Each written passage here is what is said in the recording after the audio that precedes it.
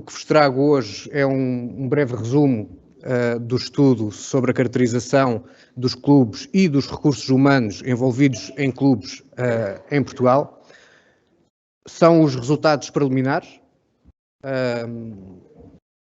Alguns dos presentes, acredito, certamente responderam a este questionário, lembrar-se-ão da extensão do mesmo e, portanto, temos realmente muitos dados. O que vos vamos apresentar aqui é uma espécie de acupuntura em relação àquilo que são os resultados que obtivemos e que nos parecem também, neste momento, de maior relevo apresentar. Eu vou pôr à prova também a minha nova graduação para ver se realmente estou melhor da miopia ou não. O estudo tem por objetivo caracterizar os clubes, portanto é fazer uma fotografia daquilo que serão as diferentes tipologias, as diferentes formas de organização dos clubes em Portugal e com estes resultados compreender a realidade, dizendo-a no singular, porque na verdade são as realidades dos clubes em Portugal, de maneira a ajustar a estratégia às formas de atuação dos próprios, no conhecimento dos dados que serão depois disseminados, e também a atuação do próprio programa Clube Top, que é no âmbito do qual surge a realização deste estudo.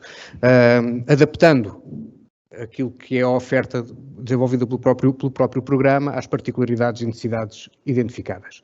É um estudo que utiliza uma metodologia muito simples, portanto, metodologia quantitativa, estatística descritiva. Foram desenhados 2 instrumentos, um para clubes, que era respondido apenas uma vez por clube, outra para recursos humanos, que poderia ser respondida tantas vezes quanto os recursos humanos. Foi feita uma validação por peritagem e por piloto, pedimos a várias pessoas que respondessem e que procedessem à sua coleção, disseminação em bola de neve numa primeira linha através de contactos institucionais do próprio IPVJ, e foram obtidas 640 respostas de clube, das quais 470 validadas, e 523 respostas de recursos humanos, das quais 500 foram validadas. Inicialmente foi até uma surpresa que tínhamos tido mais clubes do que recursos humanos, mas viemos a descobrir que quem preencheu os clubes foram os presidentes e aproveitaram para responder também aos recursos humanos e acabou por haver pouca resposta por parte de outros recursos humanos ligados aos clubes. Do ponto de vista da caracterização dos clubes esportivos e para podermos fazer uma análise que demonstrasse aquilo que é ou aquilo que são as grandes diferenças entre os clubes, para esta sessão em particular, em que queremos apresentar resultados preliminares, nós utilizamos estes três critérios como critérios definidores da dimensão dos clubes. E, portanto, o que consideramos foram 2 perfis diferenciados. Um perfil, chamemos-lhe perfil A, que é um clube que chamemos-lhe de pequena dimensão, menos de 500 sócios, orçamento inferior a 25 mil euros anuais e menos de 100 praticantes. E o clube B, chamar-lhe-emos um clube de grande dimensão, são mais de 501 sócios, orçamento superior a 25 mil euros e 1 euro, a 25 mil euros e 1, e mais de 101 praticantes. Esta realidade corresponde a cerca de metade dos clubes que participaram. Se imaginarem uma curva de Gauss, nós centramos-nos nos extremos. Portanto, os clubes de perfil A e os clubes de perfil B, ou podemos lhes chamar os clubes mais pequenos ou os clubes maiores, têm que cumprir em simultâneo os 3 requisitos para estarem no perfil A e em simultâneo os 3 requisitos para estar no perfil B. Naturalmente, haverá clubes que preenchem 2 e não preenchem 1, mas para esta sessão em particular quisemos realmente olhar para os extremos da curva de Gauss e fizemos então esta divisão. Do ponto de vista do clube A, os tais clubes com menor dimensão, temos então 146 clubes, 35% do total da amostra, e nos clubes de maior dimensão, cerca de 14% da amostra total. Do ponto de vista das respostas, dizer que apenas nos municípios de, eu não consigo ver daqui, Viseu e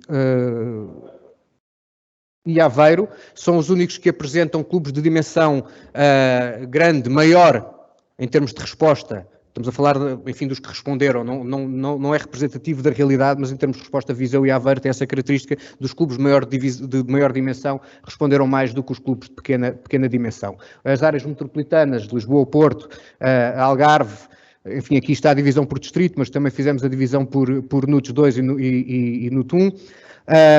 Mas a região de Lisboa, a região do Porto, Algarve e Coimbra foram as regiões, digamos assim, que mais clubes responderam.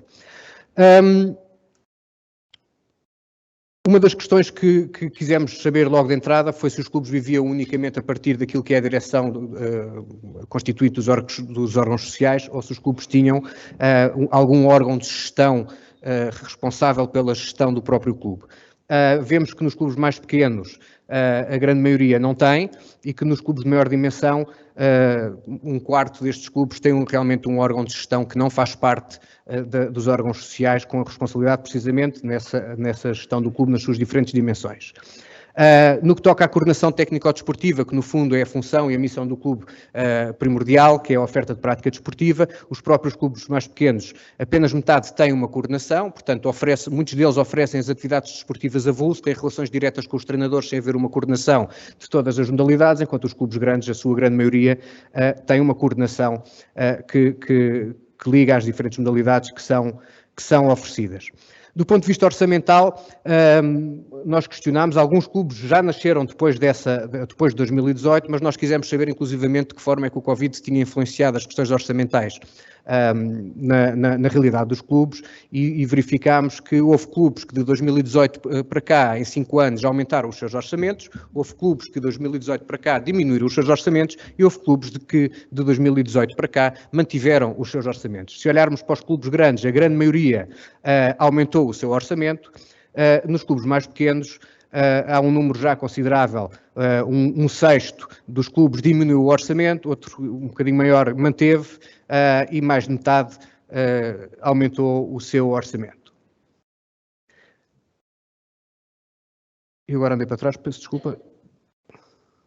Se formos ver a dinâmica orçamental nos clubes de perfil A, portanto nos clubes mais pequenos, nós vemos que, do ponto de vista do orçamento, da receita, do financiamento externo e da despesa, a nota que queremos aqui dar é que a média dos clubes de pequena dimensão têm todos, estamos a falar em termos de média, naturalmente, têm mais despesa do que receita. Portanto, aquilo que foi dito anteriormente em relação à sustentabilidade económica, que é uma preocupação dos clubes, tem de ser ainda mais uma preocupação dos clubes, porque se continuarmos de há 5 anos para cá, e isto acontece particularmente nos clubes que já vêm em tendência de diminuição destes 5 anos, ou seja, revela-se mesmo que há uma tendência de diminuição orçamental e, ao mesmo tempo, uma tendência de, não de aumento, mas de prevalência de maior despesa em relação à receita.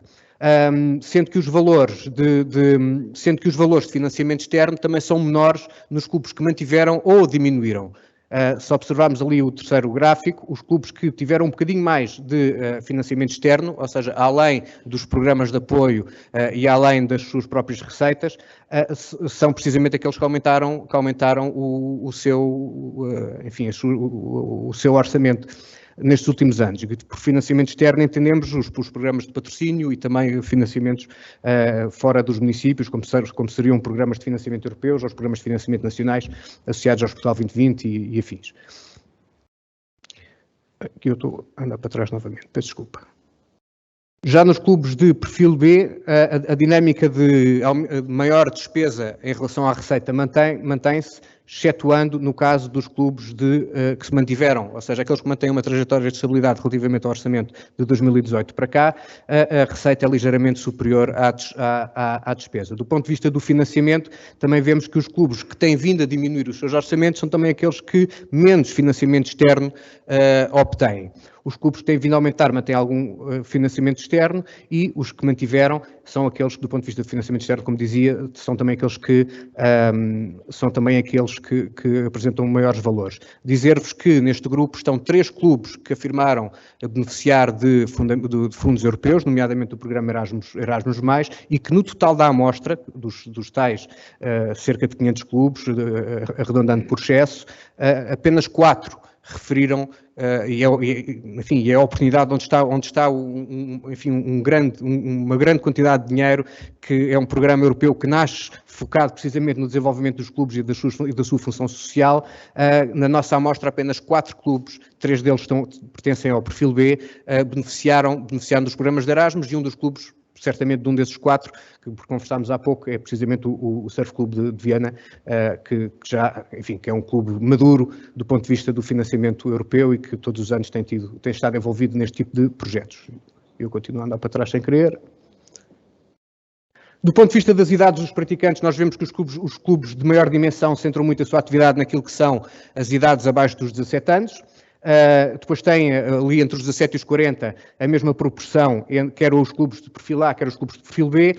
Os clubes de maior dimensão oferecem pouca atividade, portanto ali a rondar os 15% para maiores de 40 anos, enquanto os clubes de dimensão B, mais pequena, quiçá mais ligados ao desporto para todos, oferecem atividade na ordem dos 20 e poucos por cento para pessoas com mais de 40 anos e também uma oferta considerável de prática para pessoas abaixo dos 17 anos, curiosamente com muita oferta abaixo dos 5 anos de idade, portanto preocupados com estas dimensões eventualmente não tão ligadas às questões competitivas. Do ponto de vista estratégico e da planificação, aquilo que foi questionado aos clubes foi que tipo de estratégias é que tinham desenvolvido, se tinham um plano estratégico, se tinham um plano de sustentabilidade, se tinham um plano de angariação de sócios, se tinham um plano de angariação de praticantes, se tinham um plano de angariação de patrocínios. Nós vemos que nos clubes de perfil A, a grande maioria não tem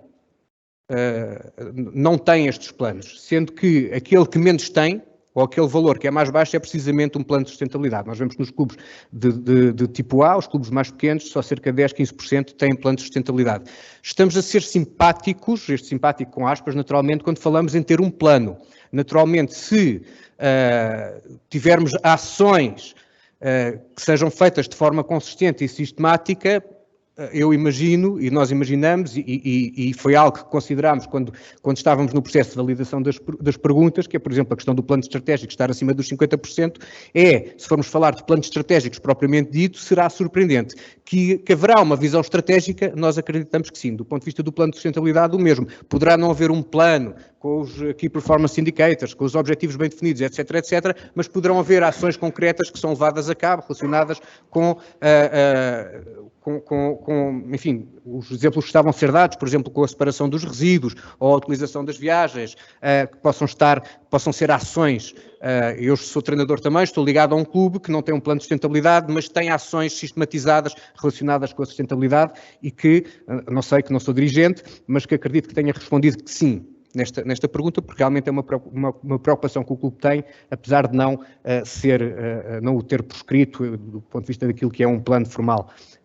Mas não deixa de ser de assinalar que precisamente a sustentabilidade, entre tantos planos, um programa de proteção de crianças e jovens, um programa de promoção do fair play, um programa de angariação de sócios, campanhas de promoção da atividade física, em quase todos os casos há mais nãos do que sims, mas precisamente na sustentabilidade, que é o tema de hoje, é o valor mais baixo nos clubes mais pequenos e também nos clubes maiores.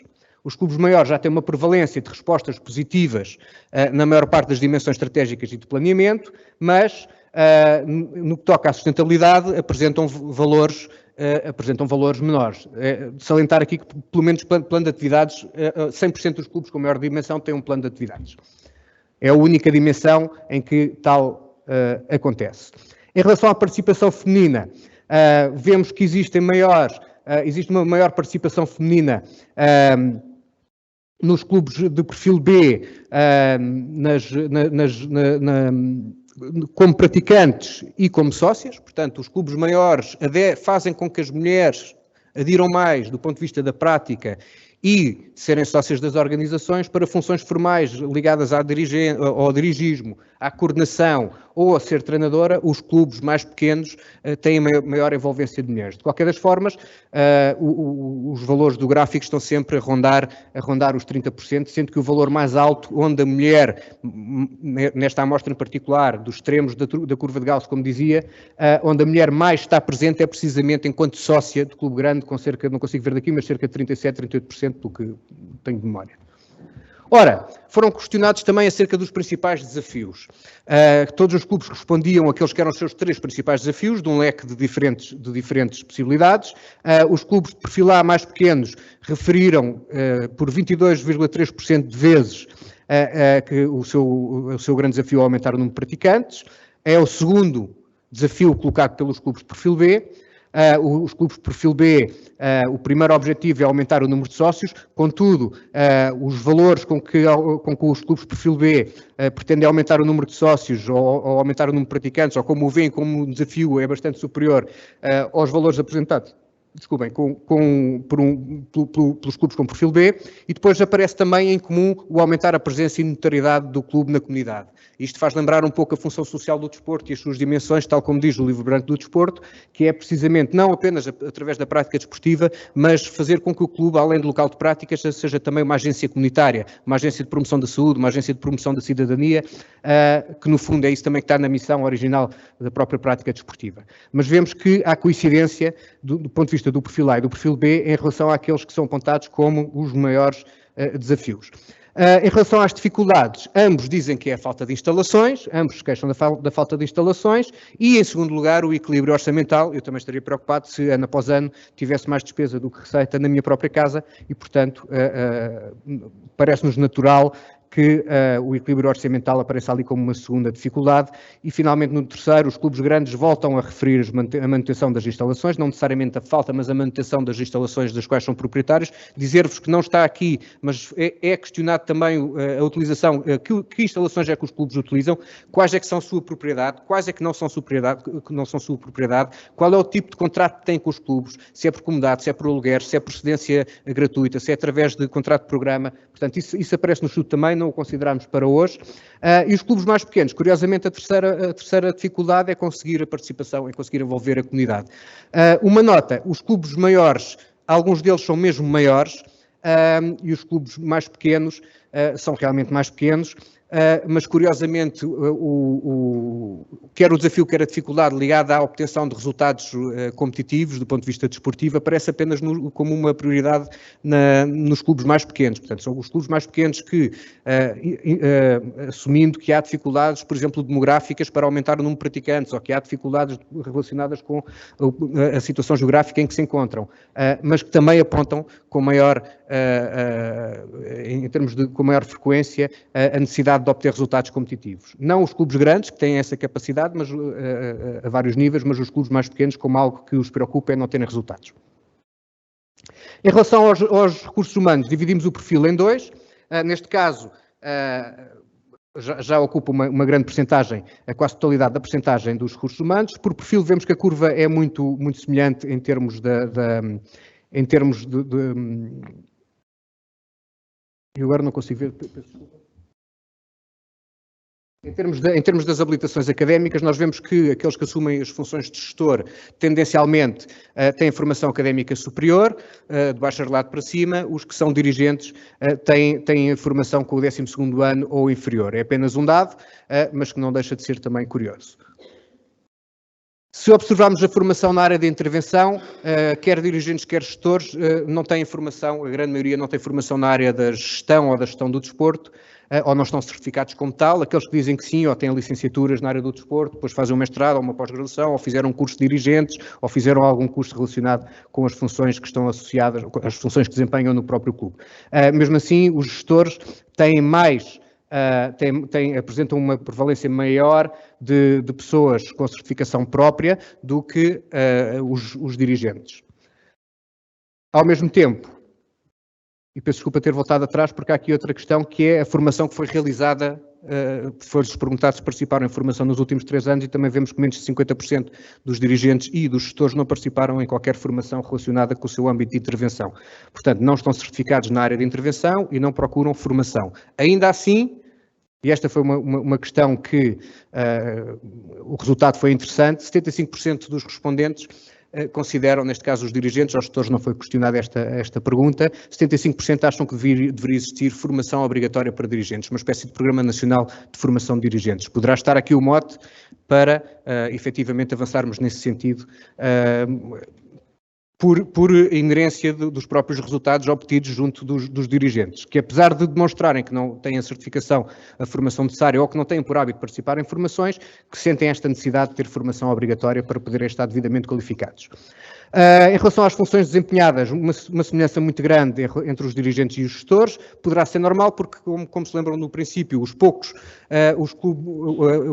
clubes, principalmente os clubes mais pequenos, tinham um órgão de gestão e, portanto, o que acontece é que o órgão de gestão acaba por substituir as direções em algumas das ações, pelo menos nas questões mais operacionais, e por isso as funções desempenhadas pelos gestores acabam por vir a suprimir aquilo que eram as funções dos próprios dirigentes. Mas aquela que foi mais apontada, quer de um lado, quer do outro, é a angariação de patrocínios e outros financiamentos externos, o que é aqui um paradoxo, porque as funções mais desempenhadas, quer por dirigentes, quer por gestores, está associada àqueles valores que são mais baixos do ponto de vista dos resultados apontados pelo clube relacionados com o financiamento externo. Portanto, quando falamos de receita e despesa, há ali um fator diferencial, que é a existência ou não de financiamento externo, que são patrocínios e programas de apoio a programas de financiamento europeu ou os programas de financiamento nacional, que são baixos, mas os dirigentes e os gestores dedicam boa parte das suas funções, ou principalmente a esta área. A segunda, gestão de eventos, gestão financeira, gestão de projetos, portanto, angariação e retenção de sócios, relações institucionais e gestão de projetos e contabilidade, portanto, próximas em relação àquilo que é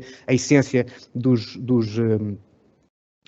funções desempenhadas. Do ponto de vista das soft skills, dirigentes e gestores também consideram que aquilo que é necessário para um dirigente ou para um gestor para o desempenho das suas funções são as 5 mais, que foi aquilo que foi solicitado entre um leque de soft skills que se baseia num referencial da Unesco, em relação aos soft skills necessários para o futuro do trabalho e, portanto, aparece o compromisso com o clube, em primeiro lugar, querem dirigentes, querem gestores. A questão do compromisso com o clube está, obviamente, são dados que não aparecem aqui, mas que venho com esse objetivo de dizê-los, o compromisso com o clube está naturalmente vinculado ao compromisso afetivo e volitivo com o clube, porque dos próprios gestores, menos de 30% são remunerados pelas suas funções. Inclusivamente treinadores, menos de 50% dos treinadores são remunerados. Quer dizer que toda a ação dos clubes se baseia em atividade voluntariosa. Portanto, não é atividade económica, é atividade voluntariosa. E vemos, em primeiro lugar, compromisso com o clube, em segundo lugar, planeamento e organização, são aquelas que são mais importantes, mas que, por outro lado, ao mesmo tempo, são as que maior falência demonstraram enquanto clube, fazendo aqui o cruzamento entre o questionário do individual e o questionário dos clubes. Em relação à percepção das competências, os dirigentes, na sua maioria, têm uma autopercepção superior, ligeiramente superior, porque os dados são muito próximos, ligeiramente superior às dos gestores, e que os valores mais altos, eu não consigo ler agora, peço desculpa. Os da esquerda são os valores mais baixos, os da direita, os segundos são os valores mais baixos dos gestores, e os do meio, os valores mais baixos dos gestores, e o da direita é o valor mais baixo dos dirigentes.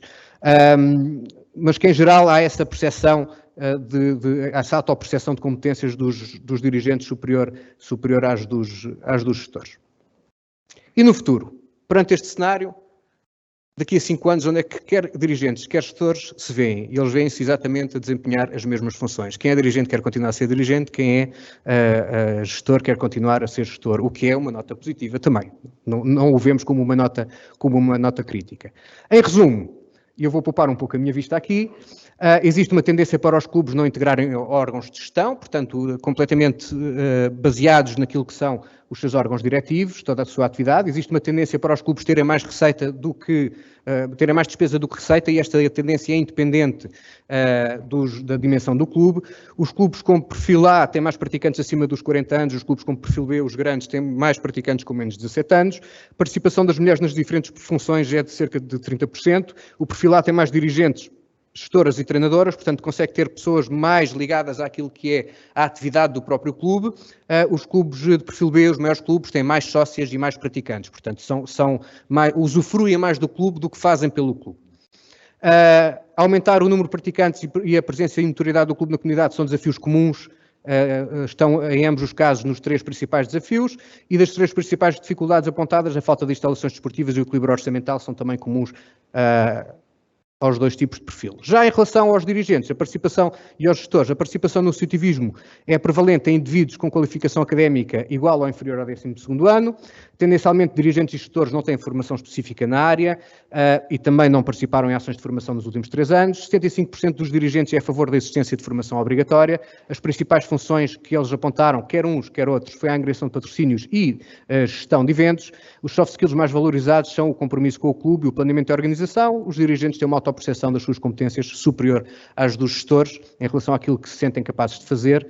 inclusivamente do ponto de vista jurídico, o que achei curioso, 65% dos dirigentes e gestores vêem-se nas mesmas funções daqui a 5 anos, o que quer dizer que estão contentes, portanto, não é por falta de motivação que teremos menos dirigentes, as pessoas gostam dos seus clubes, sentem a sua identidade vinculada aos clubes e isso é o mais importante. No fundo, um clube é isso, é uma comunidade de pessoas que se unem em redor de algo que lhes é comum e para a qual todos dão o seu cunhão para que se possa desenvolver. Muito obrigado pela vossa atenção. Dizer-vos que isto são resultados preliminares, são muitos dados, estão em processo de tratamento ainda e muito em breve será publicado o sumário executivo e depois o relatório final.